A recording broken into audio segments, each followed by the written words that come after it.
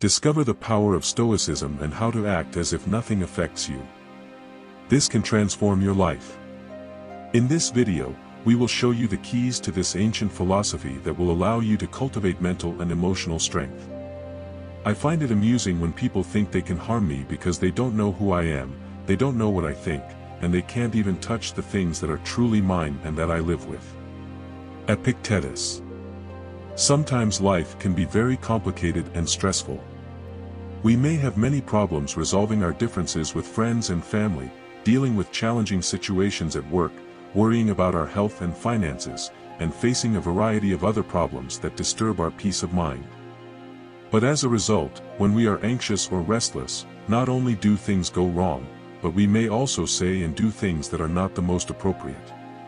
Because of this, our relationships can be damaged, and we will have to deal not only with damaged and affected relationships but also with the regret and guilt that typically follow inappropriate behavior. We often do things for which we later apologize, so maintaining composure is crucial. Keeping a cool head is difficult, but there is something we can do. We can pretend and act like these things and circumstances do not affect us. In this video, I will explain why being indifferent toward circumstances is so beneficial, list the benefits, and enumerate 5 specific instances in your life that will improve as a result of learning to be indifferent to circumstances. You will learn how this can change your circumstances in life and live more spectacularly. As you listen to this, you are a gladiator. You were not born just to live but to flourish. And to be truly happy. Let's begin. We'll start by talking a bit about the Stoics and, in particular, Epictetus, who believed that freedom was the most essential aspect of life.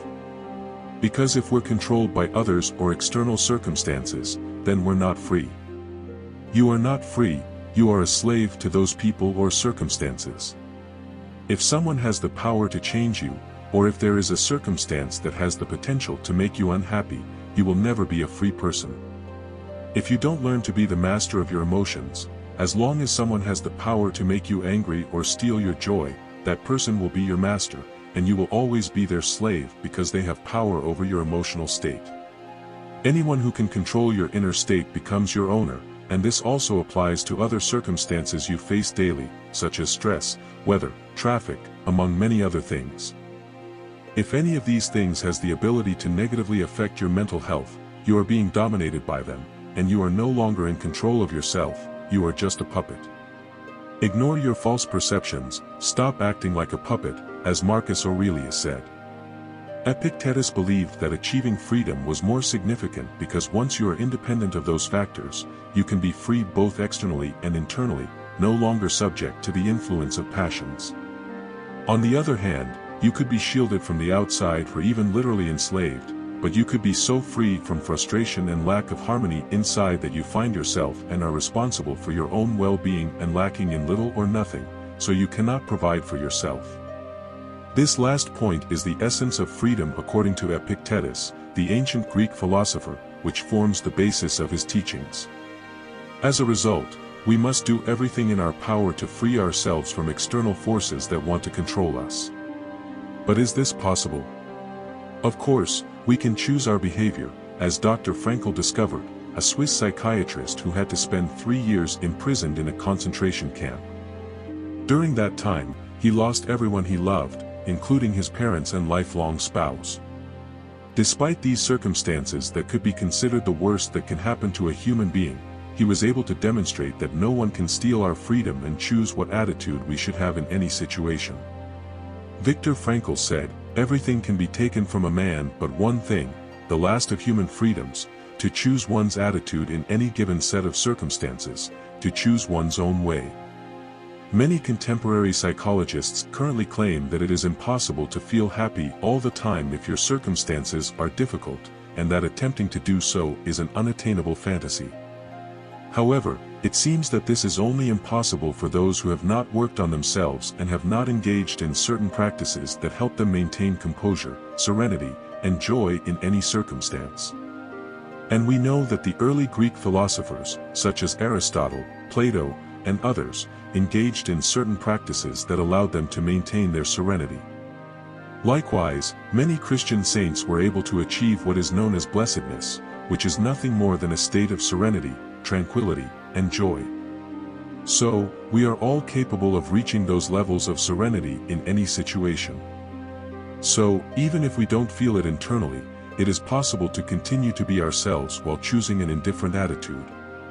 We can choose not to react, and we can pretend that things do not affect us. But what happens when we start pretending that something does not affect us? In short, according to Epictetus, you become whatever catches your attention.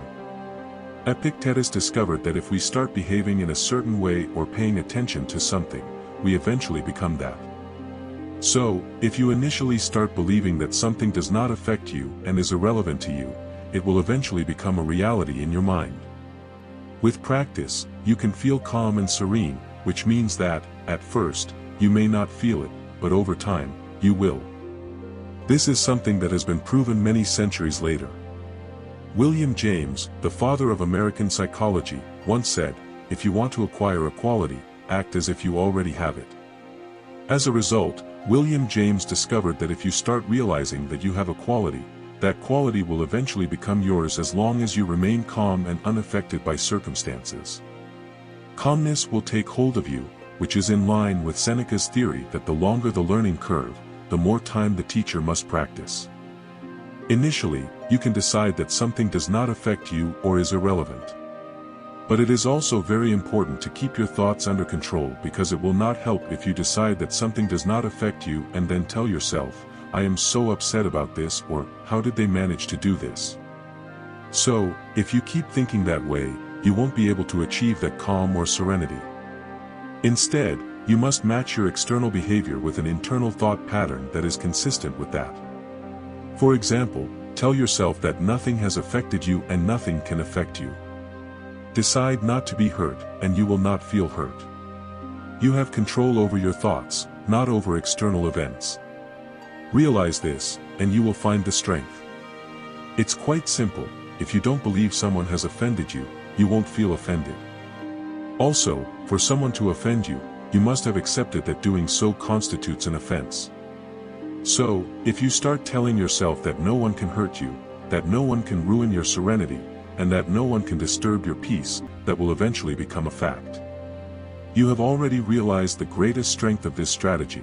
If you can convince yourself on the outside that nothing affects you and then convince yourself on the inside that nothing affects you, that you are calm and invulnerable, that circumstances do not affect you, and that you are not affected by what others say, you will eventually achieve true serenity. After that, circumstances or people's behavior will no longer affect you. You will be able to maintain composure and serenity. So, what happens when we try to maintain composure? In short, various aspects of your life will improve. The first is that you will notice a decrease in stress, because it is not the things themselves that bother us. Rather, it is how we feel about them. Don't forget that your interpretation of circumstances will also affect your level of ambivalence. If we can learn to manage our thoughts and behaviors, we will eventually be able to manage our levels of ambivalence. If this happens, we will be liberated from those external circumstances and take control of our internal states. The second, resilience. We are acquiring that strength, that indifference to the circumstances of others, and then we can face difficult circumstances, complex circumstances, without being affected, and when we manage to keep calm, we are more likely to solve things. Third, relationships. If we stop getting angry about so much nonsense, our relationships will improve.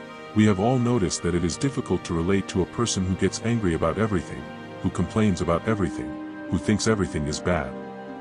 Fourth, confidence. When we are resilient, we gain confidence in ourselves. We know that we have the tools, the ability to overcome whatever life puts in front of us. When I have confidence in myself, I am much more likely to have the audacity to go out in search of my dreams, to set ambitious goals, to fight for the life of my dreams. Fifth, happiness. We will understand that it is an attitude. Our happiness does not depend on circumstances. Our happiness is an inner matter, and if we have learned to regulate our inner self, we will see that we will naturally be in an optimal state, that well-being is part of our daily life. If you liked this reflection, leave us a like or comment. We invite you to subscribe to our channel and turn on notifications to continue watching more content like this. Thanks for coming this far.